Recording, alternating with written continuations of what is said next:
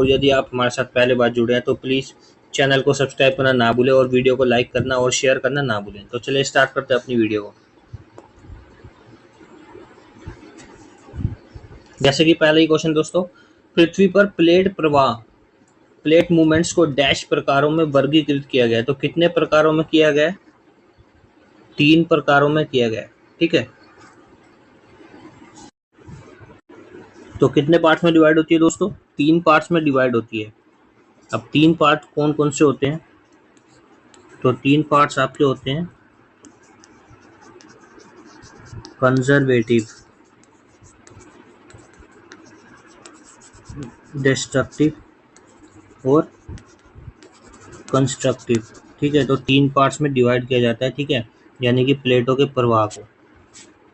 2011 की जनगणना के अनुसार भारत की साक्षरता दर निम्नलिखित में से किस परास यानी कि रेंज के अंतर्गत आती है? तो किस परसेंटेज के अंदर आती है?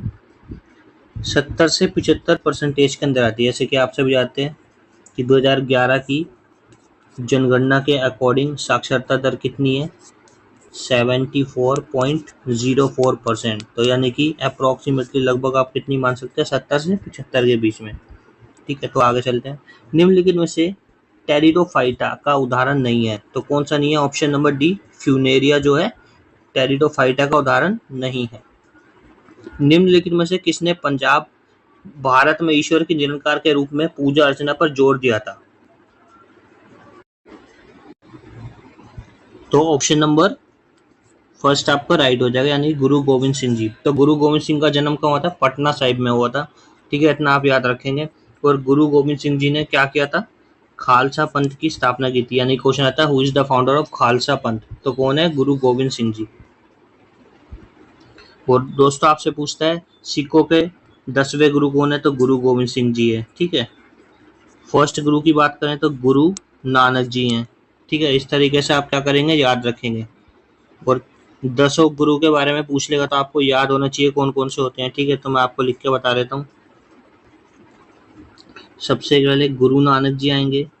ठीक है, उनके बाद फिर गुरु अंगद जी आते हैं, गुरु अमर जी आते हैं, गुरु रामदास जी आते हैं, गुरु अर्जन आते हैं, फिर गुरु हरगोविंद, गुरु हर राय, फिर 9वें गुरु गुरु तेग बहादुर जी और 10वें गुरु गुरु गोविंद सिंह जी।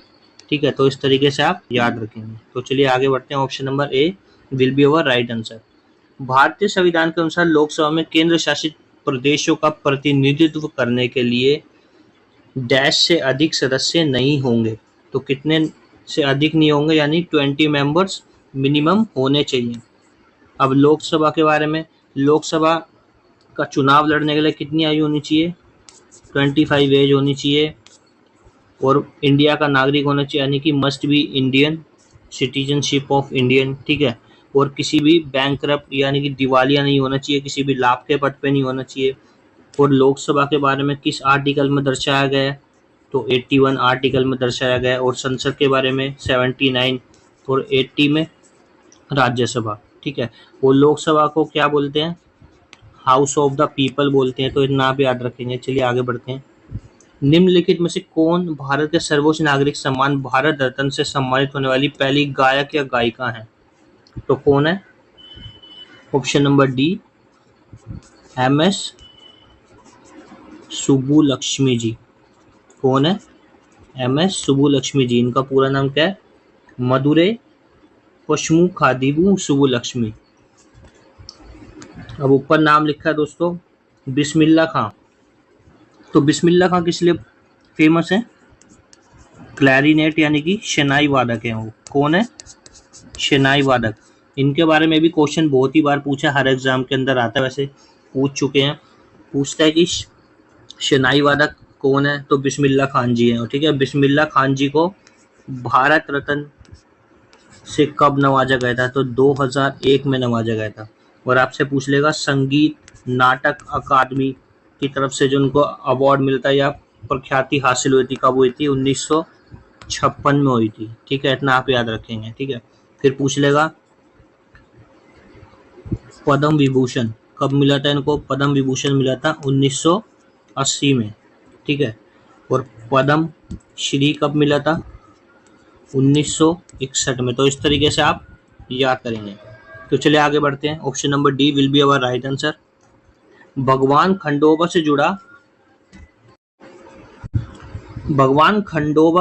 से जुड़ा वाद्य मुरली नृत्य मूल्य रूप से निम्न में से किस राज्य से संबंधित है? तो किससे संबंधित है दोस्तों? महाराष्ट्र से संबंधित है। उपन्यास द व्हाइट टाइगर वैश्विक दुनिया में भारत के वर्ग संघर्ष का गहरा विनोदी परिप्रेक्ष्य प्रदान करता है। इसे डैश द्वारा लिखा गया। तो किसने लिखा है? अरविंद अडिगा जी ने लिखा है। ठीक है। शशि थरूर जी की बहुत सारी किताबें आप सभी जानते हैं। ठीक है। विक्रम सेठ जी की मैंने अभी रिसेंटली आपको पिछली वीडियो में भी पढ़ाई थी। ठीक है। तो इस तरीके से आप याद कर सकते हैं। मैं एक बुक के ऊपर भी एक सेशन बना दूंगा, तो आप उसके देखने से हेल्प मिल जाएगी आपको बहुत ही। तो चलिए आगे बढ़ते हैं। तो option number D will be our right answer. भारतीय जनगणना आमतौर पर हर डैश बाद की जाती है। ठीक है। तो हर 10 वर्ष बाद की जाती है। और पूछ लेगा हर 10 वर्ष किसके अधीन की जाती है, यानी कि कौन से सन के अकॉर्डिंग की जाती है। तो 1881 में जो जनगणना हुई थी लॉर्ड रिपन के शासनकाल में। ठीक है। तो वो हर 10 वर्ष बाद कराई जाती है सेंसलाइज्ड। ठीक है। और सर्वप्रथम जनगणना किसके समय में हुई थी? तो मयो के समय में हुई थी। और क्वेश्चन आता है दोस्तों, कौन सा ऐसा ब्रिटिश अधिकारी था जिसकी हत्या भारत के अंतर्गत हुई थी? तो कौन था वो? मयो था। ठीक है। जिसे आप लॉर्ड मयो बोलते हैं, लॉर्ड वोर्ड मत लगाया करो। ठीक है। सिंपली मयो। तो चलिए आगे बढ़ते हैं। Option number C will be our right answer.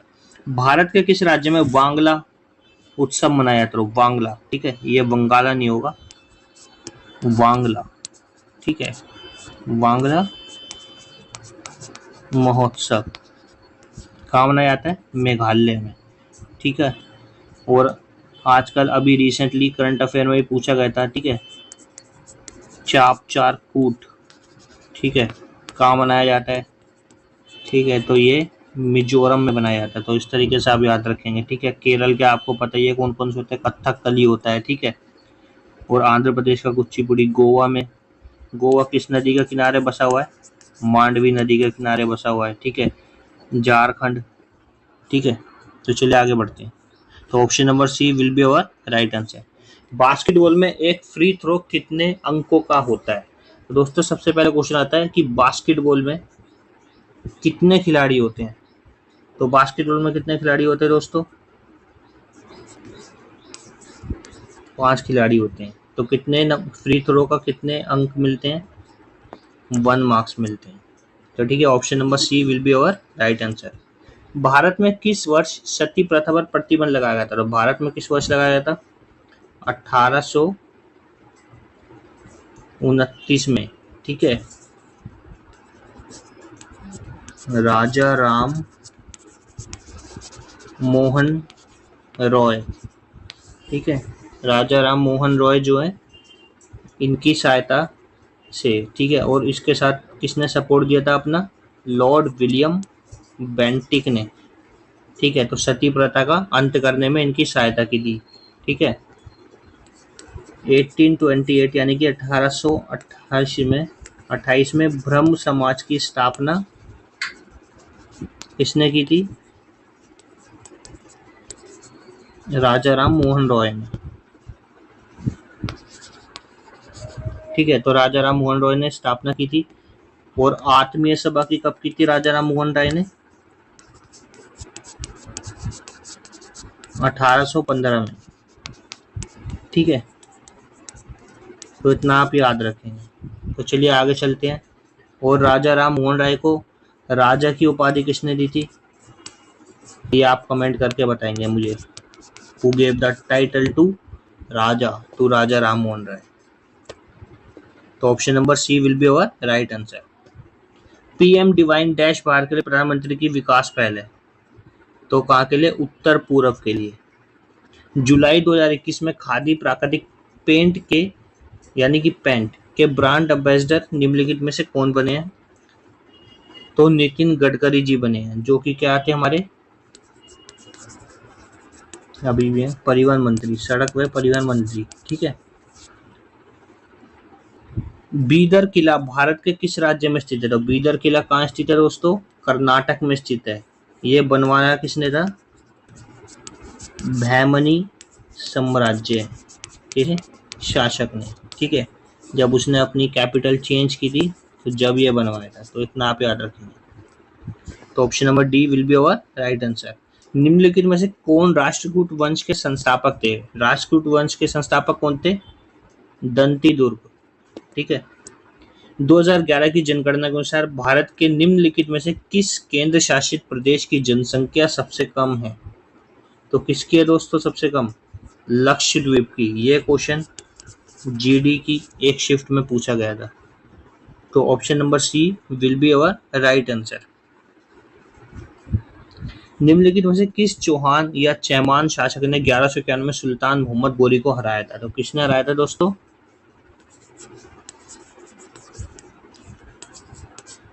Prithviraj Chauhan जी ने हराया था, ठीक है, इतना आप याद रखें, पृथ्वीराज चौहान ने हराया था।